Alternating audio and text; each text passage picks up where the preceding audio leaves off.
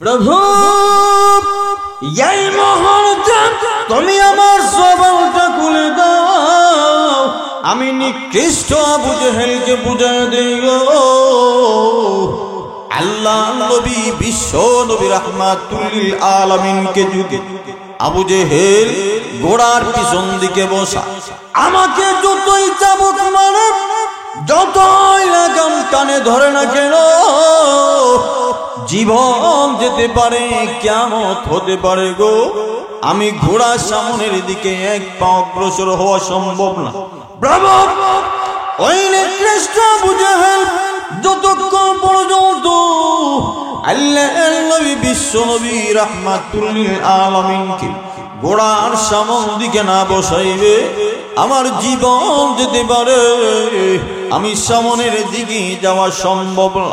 আল্লাহ যদি চান বলেন তো কুরআনে কথা বলাইতে পারেননি? আল্লাহর এই শক্তি আসেনি?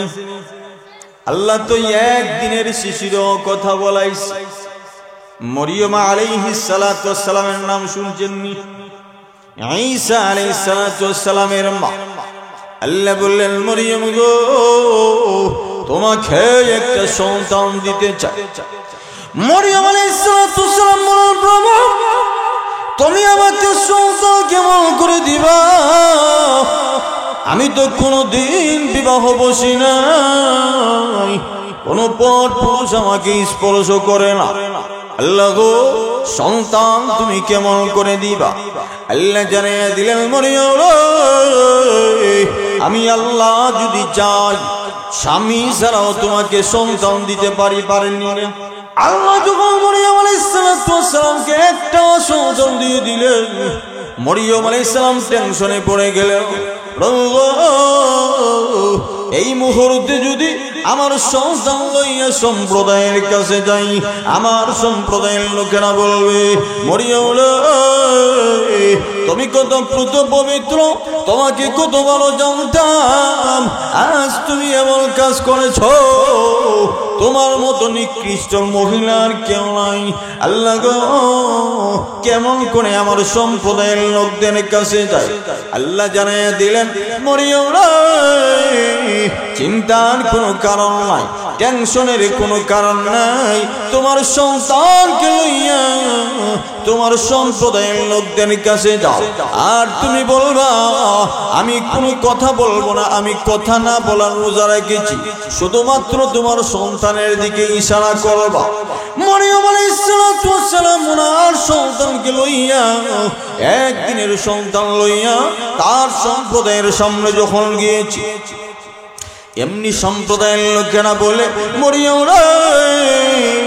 তোমাকে কত ভালো জেনেছি, তুমি একজন প্রত পবিত্র মহিলা, তুমি কেন এমন খারাপ কাজ করলা?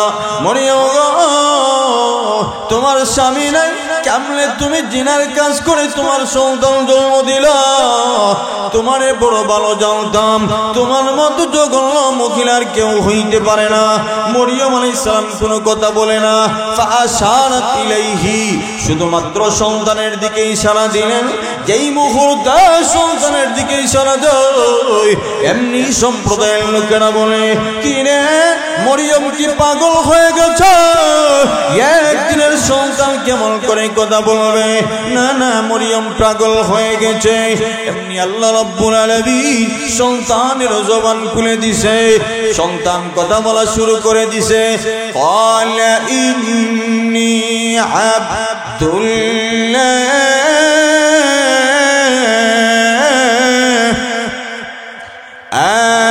আতানিয়াল কিতাবা ওয়া জাআলানি নাবিয়্যা।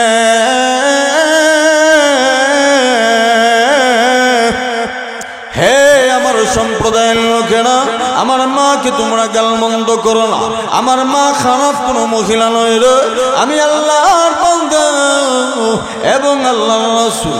আল্লাহ আমাকে নবী হিসাবে দুনিয়াতে পাঠাইছে, আল্লাহ একখানা কিতাব দিয়ে পাঠাইছে। আমি যে এলাকাতে থাকবো, আল্লাহ ওয়াদা দিয়েছিল ওই এলাকাকে আল্লাহ বরকতময় বানায়া দিবে, ওই এলাকাকে আল্লাহ বরকত দিয়ে ভরপুর করে দিবে। আল্লাহ বিশ্ব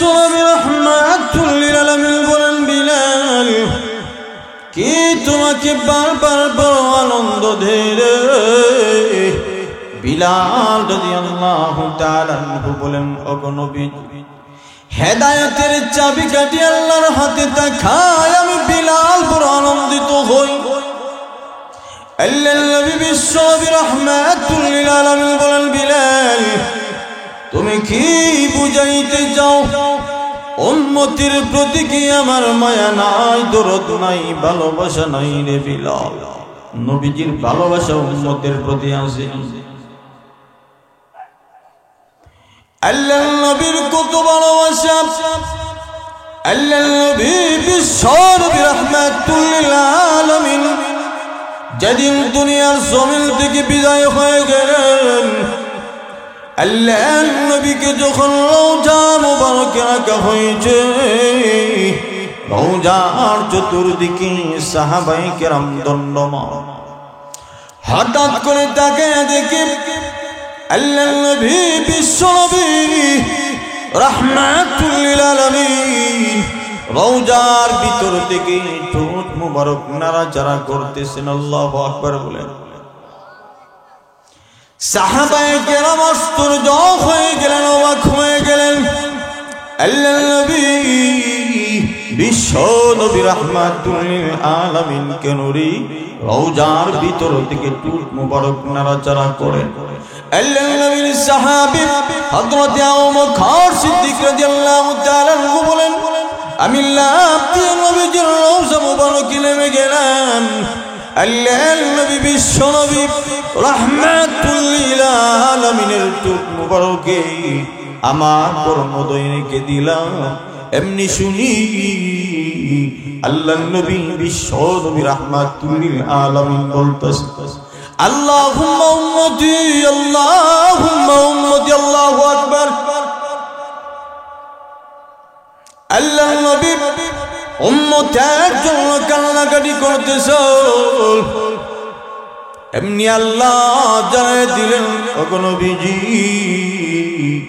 আপনি কেন গো রওজার ভিতরে শুইয়া আল্লাহুম্মা উম্মতি, আল্লাহুম্মা উম্মতি বলেন? আল্লাহর নবী বিশ্বনবী রাহমাতুল লিল আলামিন বলেন, প্রভু গো, তুমি না বলেছো আমি নবী যতদিন দুনিয়ার জমিনে থাকব আমার উম্মতগুলাকে আযাব আর গজব দিয়া ধ্বংস করবা না। আমি যে দুনিয়ার জমিন থেকে বিদায় হয়ে গেলাম, আমার উম্মতগুলাকে যদি তুমি আযাব গজব দিয়া ধ্বংস করে দাও, এই জন্য আমি বিশ্বনবী রাহমাতুল লিল আলামিন রওজার ভিতরে সেই কান্না করতেছি। আল্লাহ জানিয়ে দিলেন, ওগো নবীজি, সুসংবাদ গ্রহণ করেন। বাকি জিন্দেগীর জন্য কিয়ামত পর্যন্ত আপনার উম্মতের জন্য আমি স্বয়ং আল্লাহ জিম্মাদার হয়ে গেলাম। সুবহানাল্লাহ। এই জন্য আল্লাহ নবী বিশ্বনবী রাহমাতুল লিল আলামিন বলেন, বিলাল, তুমি কি বুঝাইতে চাও? উম্মতের প্রতি কি আমার মায়া নাই, দরদ নাই, ভালোবাসা নাই রে বিলাল? বিলাল রাদিয়াল্লাহু তাআলা আনহু বলেন, ওগো নবীজি, উম্মতের প্রতি আপনার অনেক মায়া, দয়া, ভালোবাসা। ওগো নবীজি, হেদায়েতের চাবিকাঠি আল্লাহর হাতে দেখায় আমি বিলাল কেন খুশি হই জানেননি? আমি একজন গোলাম, দেখতে কোয়ালিটি ভালো না, আমার বাবা একজন গোলাম। নবীজি, আমার বাড়ি আফ্রিকার জঙ্গলের ভিতরে। ওগো নবীজি,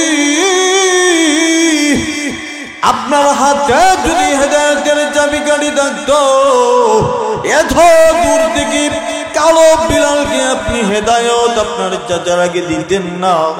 ওগো নবীজি, হেদায়েতের চাবিকাঠি আল্লাহর হাতে থাকা আপনার চাচার আগে আল্লাহ আমি কালো বিলালকে হেদায়েত দিয়ে দিছে।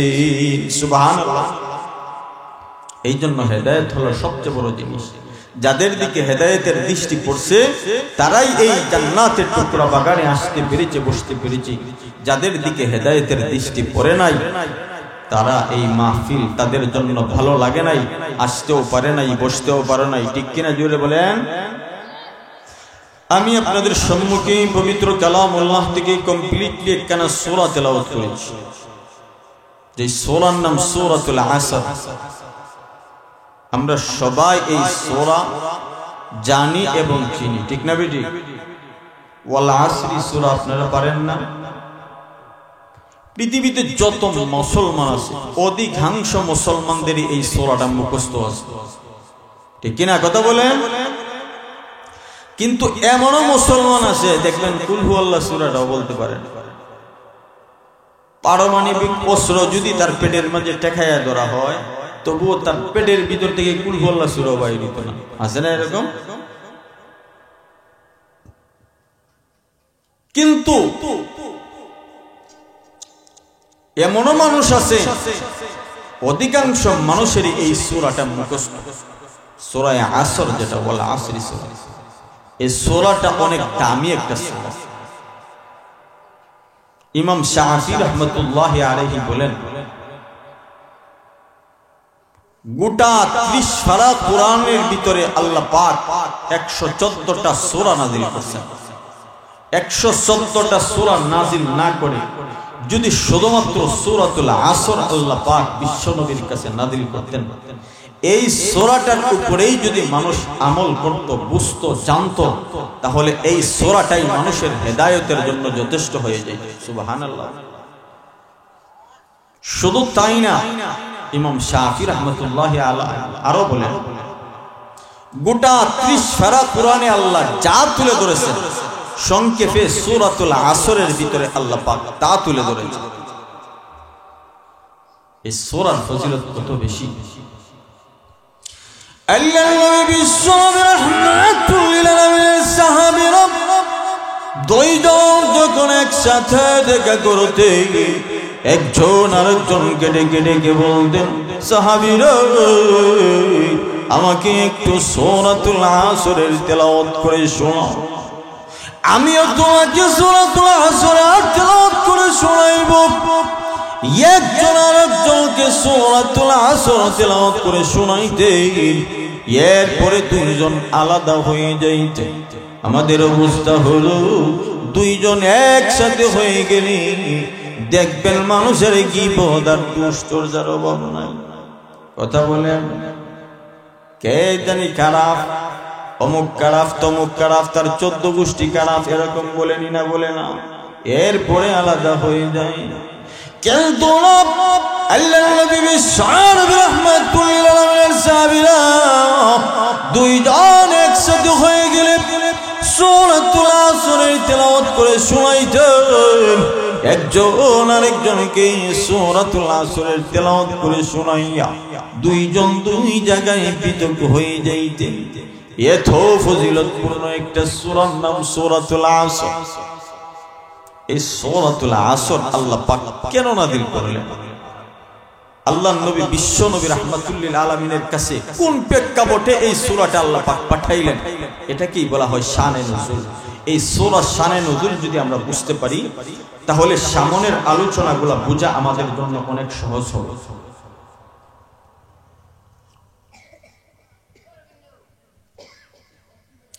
আল্লাহর নবী বিশ্বনবী রাহমাতুল লিল আলামিনের বয়স যখন 8 বছর। কয় বছর? সবাই কথা বলতে হবে। কয় বছর? 8 বছর।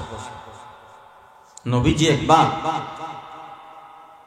একটা পাহাড়ের কিনারায় দাঁড়াইয়া আকাশের দিকে তাকাইয়া চোখের পানি ছেড়ে দিয়ে কাঁদতেছে। এমনি আবু জেহেল ছিলেন তো? ছিলেন না? খুব ভালো মানুষ ছিল। হ্যাঁ, খুব ভালো মানুষ ছিল তো আবু জেহেল। ভালো না, খুব খারাপ।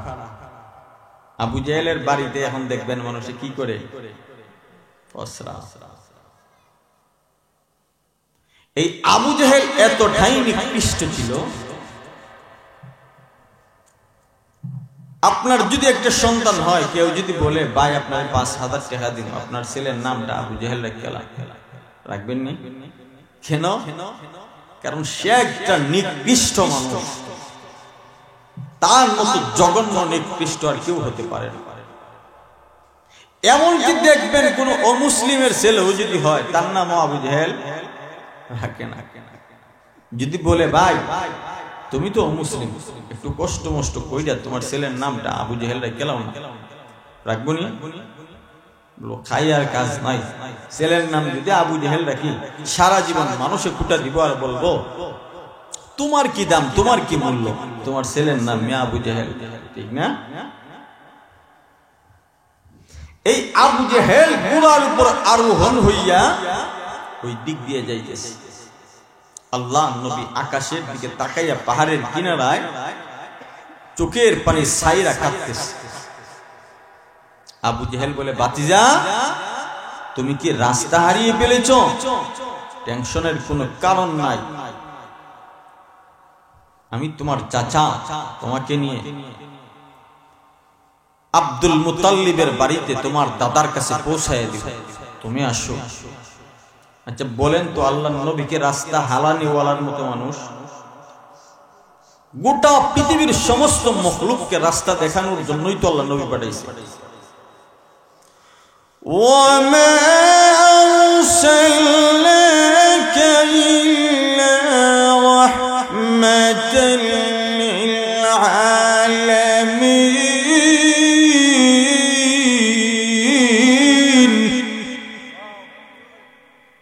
গোটা পৃথিবীর সমস্ত মখলুককে রাস্তা দেখানোর জন্যই আল্লাহ নবী পাঠাইছে। বাতিজা মুহাম্মদ রাস্তা হারিয়ে ফেলেছ, ভয় নাই, আসো, তোমাকে তোমার দাদা আব্দুল মুতাল্লিবের কাছে পৌঁছায়। আল্লাহর নবীর ধইরা আনছে, আন্যা গোড়ার পিছন দিকে বসাইবে। সাধারণ নিয়ম অনুযায়ী গোড়ার পিছনেই তো বসাইবে, কারণ আবু জেহেল যেহেতু ড্রাইভার, কথা বলেন, ড্রাইভার আগে বসে না পিছনে বসে? আগে বসে। তো আবু জেহেল যেহেতু গোড়ার ড্রাইভার, এই জন্য নবীকে পিছনে বসাইছে। নবীকে যখন গোড়ার পিছনে বসাইছে, গোড়া পা দুটোটা উপরের দিকে দিয়া, সামনের পা দুটোটা উপরের দিকে দিয়া, মাথাটা গোড়ায়া গোড়ায়া কি যেন বলছে, গোড়ার সামনের দিকে আগায় না, গোড়া আল্লাহকে বলতেছে, প্রভু এই মুহূর্তে তুমি আমার জবানটা খুলে দাও, আমি নিকৃষ্ট আবু জেহেলকে বুঝায় দেই। আল্লাহ নবী বিশ্ব নবী রাহমাতুল লিল আলামিনকে যদি আবু জেহেল ঘোড়ার পিছন দিকে বসা, আমাকে যতই চাবুক মারে, যতই লাগাম টানে ধরে না কেন, জীবন যেতে পারে, কিয়ামত হতে পারে গো, আমি ঘোড়ার সামনের দিকে এক পা অগ্রসর হওয়া সম্ভব না। ওই নিকৃষ্ট আবু জেহেল যতক্ষণ পর্যন্ত আল্লাহর নবী বিশ্ব নবী রাহমাতুল লিল আলামিনকে ঘোড়ার সামন দিকে না বসাইবে, আমার জীবন যেতে পারে, আমি সামনের দিকে যাওয়া সম্ভব না। আল্লাহ যদি চাও বলেন তো কুরআনে কথা বলাইতে পারেননি? আল্লাহর এই শক্তি আসেনি? আল্লাহ তো একদিনের শিশুরও কথা বলাইছে। মরিয়ম আলাইহিস সালাতু ওয়াস সালামের নাম শুনছেননি? ঈসা আলাইহিস সালাতু ওয়াস সালামের মা। আল্লাহ বললেন, মরিয়ম গো, তোমাকে একটা সন্তান দিতে চাই। মরিয়ম আলাইহিস সালাতু ওয়াস সালাম বললেন, প্রভু তুমি আমাকে সন্তান কেমন করে দিবা? আমি তো কোনদিন বিবাহ বসি নাই, কোন পর পুরুষ আমাকে স্পর্শ করে না। আল্লাহ গো, সন্তান তুমি কেমন করে দিবা? আল্লাহ জানিয়ে দিলেন, মরিয়ম আমি আল্লাহ যদি চাই, স্বামী ছাড়াও তোমাকে সন্তান দিতে পারেননি। আল্লাহ যখন মরিয়ম আলাইহিস সালামকে একটা সন্তান দিয়ে দিলেন, মরিয়ম আলাইহিস সালাম টেনশনে পড়ে গেলেন, এই মুহূর্তে যদি আমার সন্তান লইয়া সম্প্রদায়ের কাছে যাই, আমার সম্প্রদায়ের লোকেরা বলবে, মরিয়ম তুমি কত পুত পবিত্র, তোমাকে কত ভালো জানতাম, আজ তুমি এমন কাজ করেছো। তোমার মতো নিকৃষ্ট মহিলার কেউ নাই। আল্লাহ গো, কেমন করে আমার সম্প্রদায়ের লোকদের কাছে যায়? আল্লাহ জানাইয়া দিলেন, মরিয়ম রে, চিন্তার কোনো কারণ নাই, টেনশনের কোনো কারণ নাই। তোমার সন্তানকে লইয়া তোমার সম্প্রদায়ের লোকদের কাছে যাও, আর তুমি বলবা আমি কোনো কথা বলবো না, আমি কথা না বলার রোজা রেখেছি, শুধুমাত্র তোমার সন্তানের দিকে ইশারা করবা। মরিয়ম আলাইহিস সালাম ওনার সন্তানকে লইয়া, একদিনের সন্তান লইয়া তার সম্প্রদায়ের সামনে যখন গিয়েছি, এমনি সম্প্রদায়ের লোকেরা বলে, মরিয়ম রে, তোমাকে কত ভালো জেনেছি, তুমি একজন প্রত পবিত্র মহিলা, তুমি কেন এমন খারাপ কাজ করলা? মরিয়ম গো, তোমার স্বামী নাই, কেমনে তুমি জিনার কাজ করে তোমার সন্তান জন্ম দিলা? তোমারে বড় ভালো জানতাম, তোমার মতো জঘন্য মহিলার কেউ হইতে পারে না। মরিয়ম আলাইহিস সালাম কোনো কথা বলে না। ফাআশারাত ইলাইহি, শুধুমাত্র সন্তানের দিকে ইশারা দিলেন। যেই মুহূর্তে সন্তানের দিকে ইশারা দেয়, এমনি সম্প্রদায়ের লোকেরা বলে, কি রে মরিয়ম কি পাগল হয়ে গেছে? একদিনের সন্তান কেমন করে কথা বলবে? না না, মরিয়ম পাগল হয়ে গেছে। এমনি আল্লাহ রাব্বুল আলামিন সন্তানের জবান খুলে দিছে, সন্তান কথা বলা শুরু করে দিছে। ক্বালা ইন্নী আবদুল্লাহ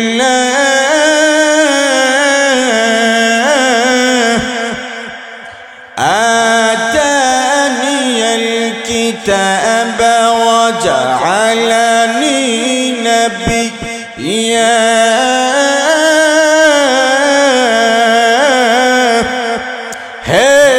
সম্প্রদায়ের লোকেরা, আমার মাকে তোমরা গালমন্দ করো না, আমার মা খারাপ কোনো মহিলা নয় রে, আমি আল্লাহর বান্দা এবং আল্লাহর রাসূল। আল্লাহ আমাকে নবী হিসাবে দুনিয়াতে পাঠাইছে, আল্লাহ একখানা কিতাব দিয়ে পাঠাইছে। আমি যে এলাকাতে থাকবো, আল্লাহ ওয়াদা দিয়েছিল ওই এলাকাকে আল্লাহ বরকতময় বানায়া দিবে, ওই এলাকাকে আল্লাহ বরকত দিয়ে ভরপুর করে দিবে। তাহলে একদিনের সন্তান কথা বলতে পারেনি, হ্যাঁ? আল্লাহ চাইলে আল্লাহর জন্য কি কোনো কিছু অসম্ভব? ফাআলুল লিমা ইউরিদ, আল্লাহ যা ইচ্ছা করেন তাই করতে পারেন। এই শক্তি কার? এই শক্তিটা হয়েছে আল্লাহ। এবার পুরো আকাশের দিকে মাথাটা উঠে বলতেছে, প্রভু এই মুহূর্তে তুমি আমার জবান খুলে দাও গো, আমি নিকৃষ্ট আবু জেহেলকে বুঝায় দেই।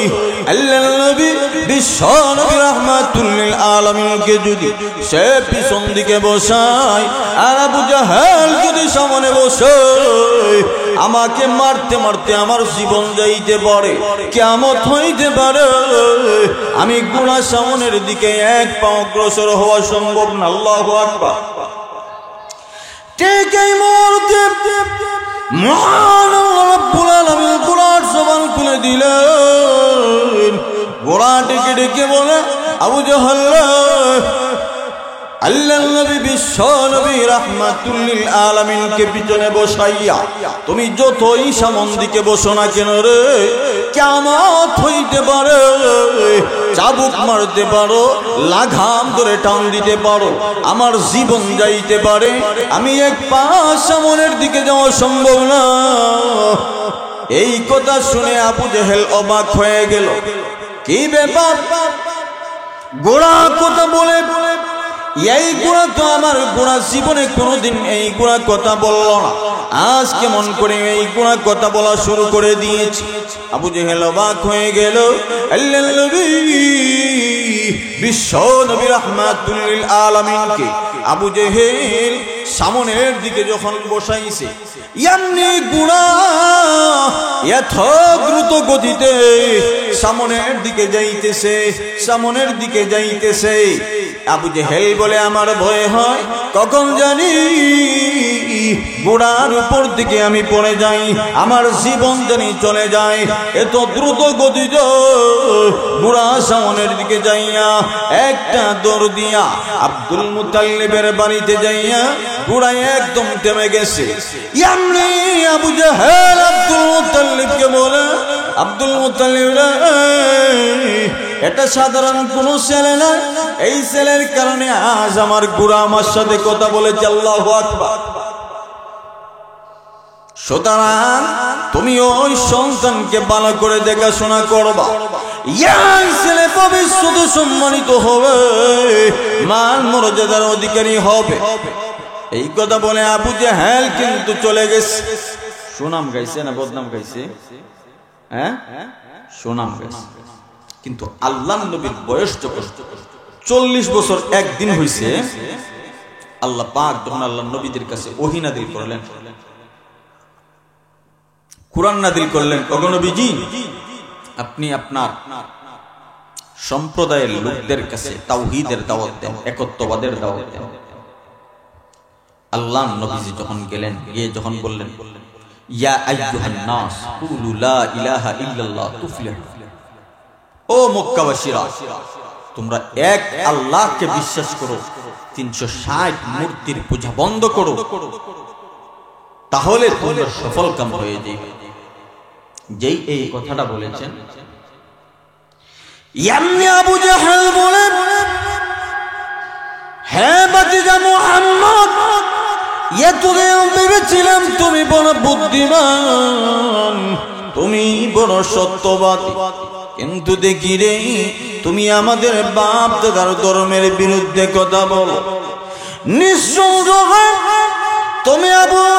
তুমি মুহাম্মদ ক্ষতিগ্রস্ত হয়ে গেছো, তোমার মতো ক্ষতিগ্রস্ত আর কেউ নাই। আবু জেহেলের জবাব দিতে যাইয়া আল্লাহ রাব্বুল আলামিন সূরাতুল আসর নাযিল করে দিলেন। তখনই আল্লাহ বলেন ওয়াল আস, সময়ের কসম। বলেন তো সময় দামি না কম দামি? আল্লাহ কোরআনে বিভিন্ন সূরার শুরুতে বিভিন্ন ভাবে কসম খেয়েছেন। আল্লাহ বলেন ওয়াস-সামাই যাতিল বুরুজ ওয়াস-সামাই ওয়াত-তারিক ওয়াদ-দুহা ওয়াল-লাইলি ইযা সাজা ওয়াত-তিনি ওয়াস-সাইতুন ওয়াল-আদিয়াতি দাবহা। এইভাবে মহান আল্লাহ রাব্বুল আলামিন পবিত্র কোরআনের বিভিন্ন সূরা শুরুতে কসম খেয়েছেন। মুফাসসির হযরতরা বলেন আল্লাহ কোরআনের যত সূরায় কসম খেয়েছেন সবচেয়ে দামি কসম হলো ওয়াল আস, সময়ের কসম। সময়ের কসম মানে কি? আমি আপনাকে আল্লাহ পাক যে বানাইছেন একটা নির্দিষ্ট হায়াত দিয়ে বানাইছেন, ঠিক না? এমনি মাসে তাকে ডাক দিয়ে বলে, মাসে তারে এখনো সময় আছে, ইমান ছাড়বি নাকি তেলর দিকে যাইবি? মাসে তা ডাক দিয়া বলে ফেলাউলা তেলের টিকের ভিতর ছেড়ে দিবে, আমার কোনো আপত্তি নাই, ছেড়ে দে, তবু ইমান ছাড়া সম্ভব না। যাই মুহূর্তে ফেরাউন মাসে তাকে তেলের ভিতর ছাড়বি, এমনি মাসে তা ডাক দিয়া বল ফেরাউন আমার জীবনের শেষ একটা অনুরোধ রাখবি। ফেরাউন বলে মাসে তা কি তোমার জীবনের শেষ অনুরোধ? হ্যাঁ ফেরাউন, আমাকে যখন তেলের ভিতর ছেড়ে দিবি আমার মেয়েদের মতো আমার শরীর থেকে গোশতগুলা কষে যাবে, হাড্ডিগুলা তেলের উপর ভেসে উঠবে, আমরা তিনজনের হাড্ডিগুলা এক জায়গায় জমা করিয়া একটা কাপড়ে বেছাইয়া একটা গর্ত করিয়া তিনজনের হাড্ডি এক জায়গায় রেখে দিবে, যাতে কিয়ামতের কঠিন ময়দানে ইসরাফিল যখন সিংহায় ফুৎকার দিবে রে, আমরা মা মেয়ে তিনজন একই কবর থেকে আল্লাহ আল্লাহর সামনে দাঁড়াইতে পারি, আল্লাহকে বলতে পারি, প্রভু গো, ঈমান ছাড়ি নাই, তোমার দ্বীনের জন্য, তোমার ইসলামের জন্য মা মেয়ে তিনজন জীবন দিয়েছি, আল্লাহ গো এই উসিলায় তুমি আমাদেরকে মাফ করে দাও। আল্লাহু আকবার। আল্লাহর নবী বিশ্বনবী রাহমাতুল লিল আলামিন বলেন, আমি যখন মেরাজ করতে যাইলাম, এমনি দেখি রাস্তার মধ্যখানে জান্নাতের ঘ্রাণ আসতেছে। আল্লাহর নবী বলেন, জিবরাইল আমার মনে হয় জান্নাত খুব কাছ। জিবরাইল আলাইহিস সালাম বলেন, ওগো নবীজি, এখনো দুনিয়ার জমিনে আছি গো, জান্নাত পাইলেন কোথা থেকে? আল্লাহর নবী বলেন, ওরে জিবরাইল, আমার নাকের ভিতরে জান্নাতের ঘ্রাণ আসতেছে। জিবরাইল আলাইহিস সালাম বলেন, ওগো নবীজি, এটা জান্নাত নয়, ওই যে মা সীতা এবং তার দুই মেয়ে ফেরাউনের তেলের ডেকে আল্লাহর জন্য জীবন দিয়েছিল গো, ঈমান জানে নাই, তাদের কবর থেকে মেশকে আম্বরের ঘ্রাণ আসতেছে। এই হলো ঈমান। এই জন্য আল্লাহ বলছেন, ওয়ালা নাবলুওয়ান্নাকুম বিশাইইন মিনাল খাউফ, ঈমান আনবা, ঈমানের পরীক্ষা দিতে হবে। আমরা তো, আমাদের দাদা ছিল মুসলমান, বাবা হইছে মুসলমান, বাবা ছিল মুসলমান, আমি হইছি মুসলমান, ঈমানের জন্য পরীক্ষা দিতে হবে।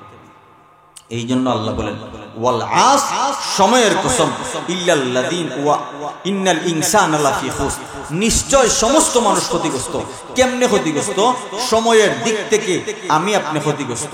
কারণ আমার হায়াত যদি থাকে 60 বছর, 50 বছর যদি আমার জীবন থেকে চলে যায়, তাহলে 50 বছর আমার জীবন থেকে লস হয়ে গেছে। আমি 10টা বছর আর মাত্র মৃত্যুর দিকে আগাইয়া যাওয়ার জন্য 10টা বছর বাকি আছে, ঠিক না বেটি? এই দিক থেকে সমস্ত মানুষ ক্ষতিগ্রস্ত। কারা ক্ষতিগ্রস্ত নয়? ইল্লাল্লাযীনা আমানু ওয়া আমিলুস সালিহাত, যারা ঈমান আনবে এবং নেক আমল করবে। 1 নম্বরে যারা ঈমান আনবে তারা ক্ষতিগ্রস্ত নয়, 2 নম্বর যারা নেক আমল করবে তারা ক্ষতিগ্রস্ত নয়। 3 নম্বর ওয়া তাওয়াসাউ বিল হক, যারা সত্যের পথে থাকবে, সৎ কাজের আদেশ দিবে ও সৎ কাজের নিষেধ করবে, তারা ক্ষতিগ্রস্ত না। যখনই আপনি সৎ কাজের আদেশ করবেন, অসৎ, এমনিতেই মাইকে শ্বাস টাইনা নিয়ে যেতেছে, আবার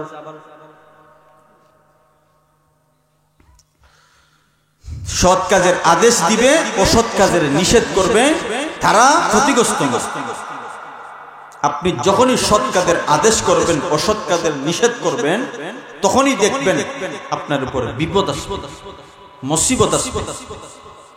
কারণ আল্লাহ বলছেন সূরা লুকমান আলাইহিস সালাম বলেন, ইয়া বুনাইয়া আকিমিস সালাতা ওয়া আমুর বিল মা'রুফ ওয়ানহা আনিল মুনকার ওয়াসবির আলা মা সাবাক। ও আমার সন্তান, তুমি নামাজ পড়বা, সৎ কাজের আদেশ দিবা ও সৎ কাজের নিষেধ করবা।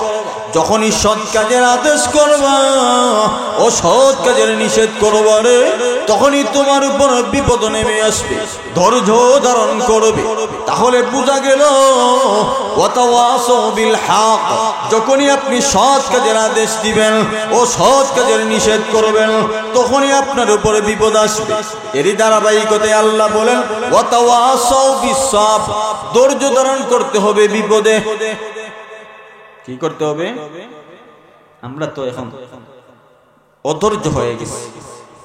দেখবেন এমন লোক আছে বলে যে আল্লাহ শুধু আমারই দেখে, অমুকরে দিছে 5 ফুট, আমার একলা ফুট নাই, আছে না এরকম বলে না? আবার আমারে দিছে 1 ফুট, রহিমুল্লাহর 10 ফুট, আমারে দিছে 1 ফুট, তার 10 ফুট জীবনে কোনোদিন শুনলাম না এটা কাশি দিতে। আর আমারে যে আল্লাহ একলা দিছে, মাসে মাসে দেখা যায় পেটে ব্যথা, আবার পাতলা পায়খানা, আবার জ্বর, আবার কাশি। আল্লাহ খালি আমারই দেখে, এখন বলে না মানুষে কত ধৈর্য হয়ে গেছে। ধৈর্য ধৈর্য ধৈর্য এই জন্য তাফসীরের কিতাবের ভিতরে আসছে মক্কার জমিনে একটা যুবক ছিল যার নাম ছিল আবু বকর। আবু বকর 3 দিনের খিদার জ্বালা লইয়া মক্কার অলিতে গলিতে হাঁটতেছে, কারো কাছে হাত পাতে না, কাউকে বলে না বাইরে আমাকে একটু খাবার দাও, 3 দিনের পেটের খিদার জ্বালা আর সহ্য করতে পারি না। মক্কার অলিতে গলিতে যখন হাঁটে এমনি তাকায় দেখে মক্কার গলিতে একটা ব্যাগ পড়ে আছে, একটা ব্যাগটা হাতে উঠাইছে, হাতে উঠায় দেখে চেনটা খুলে দেখে এত দামি একটা হীরার নেকলেস। হীরার নেকলেস দামি না কম দামি? আপনারা ঘুমায় গেছেন নাকি? দামি। এমনি আকাশের দিকে তাকিয়ে বলে প্রভু এমনিতেই 3 দিনের পেটের খিদার জ্বালায় এসান বাসে না গো, আবার কেমনে তুমি অন্যের আমানত আমার কাছে পৌঁছায়া দিলা? আল্লাহ তুমি বলেছো ইন্নাল্লাহা ইয়া'মুরুকুম আন তু'আদ্দুল আমানাতি ইলা আহলিহা। আল্লাহ গো অন্যের আমানত তার মালিকের কাছে পৌঁছায়া দিতে বলো না। এই মুহূর্তে আমি ওই বেগের মালিককে কোথায় খুঁজে পাব? আমরা যদি হইতাম তাহলে বলতাম 3 দিন ধরে যে খাই না আল্লাহ আল্লাহ ফাটে যাচ্ছে, ঠিক না? কিন্তু আবু বকর চোখের পানি ছেড়ে দিয়ে কাঁদে আর বলে প্রভু এমনি 3 দিনের পেটের খিদার জ্বালা, আবার কেমনে গো অন্যের মাল তুমি আমার কাছে পৌঁছায়া দিলা? আল্লাহ বলো না এই মুহূর্তে এই বেগের মালিককে কোথায় খুঁজে পাব? বাড়ির দিকে দৌড়াইয়া ঘরের কিনারায় ব্যাগটা রাখিয়া মক্কার অলিতে গলিতে হাঁটতেছে আর দেখতেছে এক বাজারের কিনারায় একজন হাদী সাহেব ঘোষকদা ঘোষণা করতেছে, হে মক্কাবাসীরা, আমি তোমাদের দেশে একজন আগন্ত মুসাফির, হজ করতে মক্কা এসেছি। আমি আমার মেয়ের জন্য একটা হীরার নেকলেস কিনেছিলাম, কোথায় জানি হারিয়ে ফেলেছি। কেউ যদি পাও রে দয়া করে আমার হীরার নেকলেসটা একটু ফিরাইয়া দাও।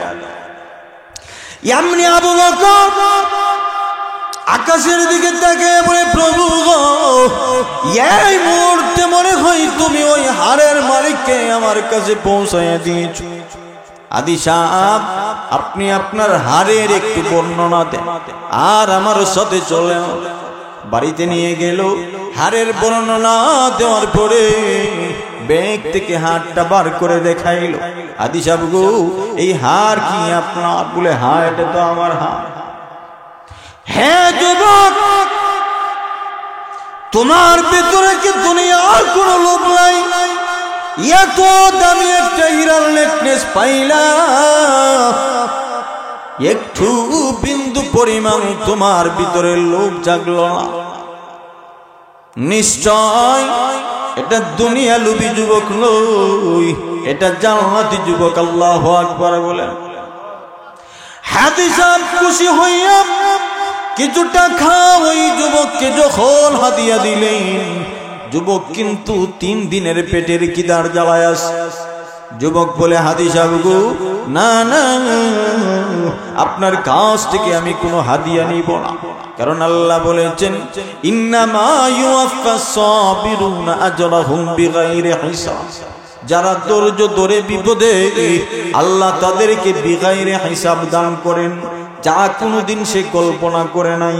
আমি আল্লাহ থেকে পুরস্কার নিব, দেখবো আমার আল্লাহ আমাকে কি পুরস্কার দেন।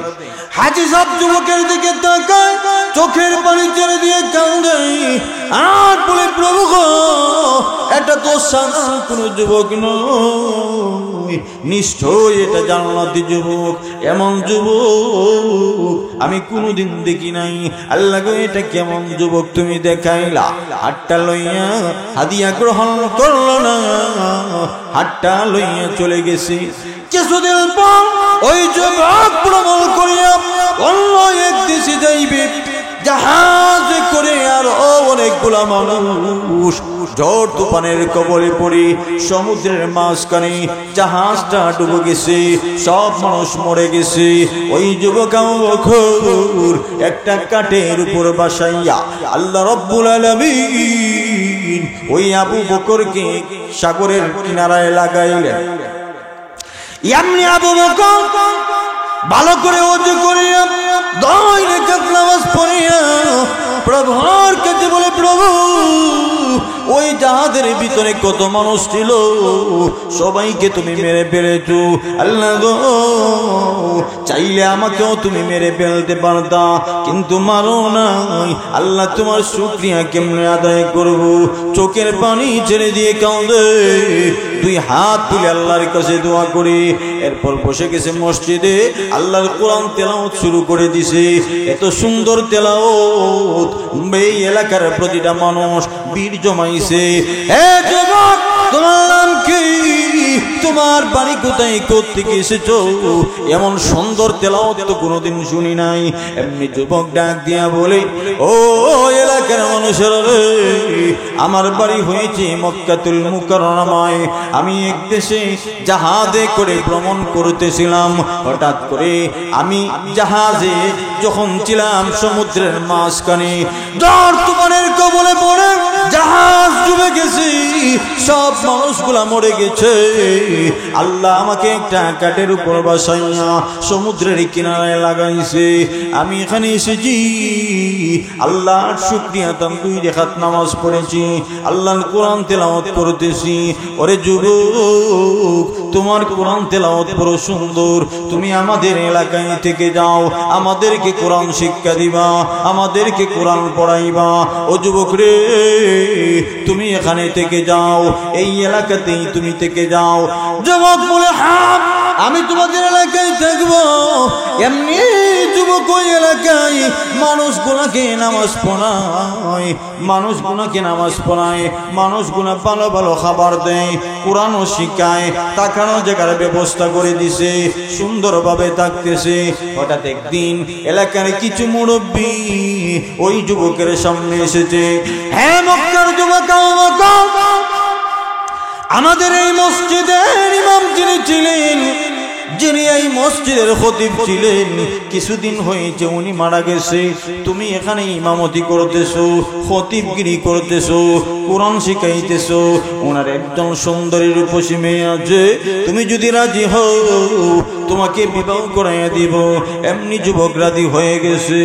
যখন বিবাহ হয়েছে, বাসের ঘরে যখন গেছে, যাইয়া দেখে এত সুন্দর করে গোঁঠা দিয়া অলংকার লাগাইয়া সুন্দরী রূপসী বসে রয়েছে। এমনি যুবক গলার দিকে তাকে দেখে এত সুন্দর একটা হীরার নেকলেস, ওই হীরার নেকলেসের দিকে বারবার তাকায়। এমনি নববধূ ডাক দিয়া বলে, স্বামী গো, তুমি দেখি আমার হীরার নেকলেসের দিকে তাকাও। কারণ কি বুঝলাম না, সবে মাত্র বিবাহ হয়েছে, আমার চেহারার দিকে তুমি তাকাইলা না, শুধু এই হীরার নেকলেসের দিকে তাকাও। কারণটা কি আমি একটু বুঝলাম না। এমনি যুবক ডাক দিয়া বলে, ও স্ত্রী, এই হীরার নেকলেসটা দেখে আমার একটা কথা মনে হয়ে গেছে। এমন একটা হীরার নেকলেস দেখতে এরকমই লাগে, মক্কার বাজারে আমি ঘুরে পেয়েছিলাম। এমনি দেখা গেল নববধূ চোখের পানি ছেড়ে দিয়ে হাউমাউ করে কাঁদতেছে আর বলতেছে, স্বামী গো, ওই হীরার নেকলেসের কথা স্মরণ করাইয়া তুমি আমার বাবার কথা স্মরণ করাইয়া দিয়েছ। কি হয়েছে হে আমার স্বামী আবু বকর? কিছুদিন পূর্বে আমার বাবা মক্কাতুল মুকাররমায় হজ করতে গিয়েছিলেন। হজ করতে যাইয়া আমার জন্য ওই হীরার নেকলেসটা কিনেছিলেন। এমনি দেখা গেল হীরার নেকলেসটা কোথায় জানি হারিয়ে ফেলেছেন।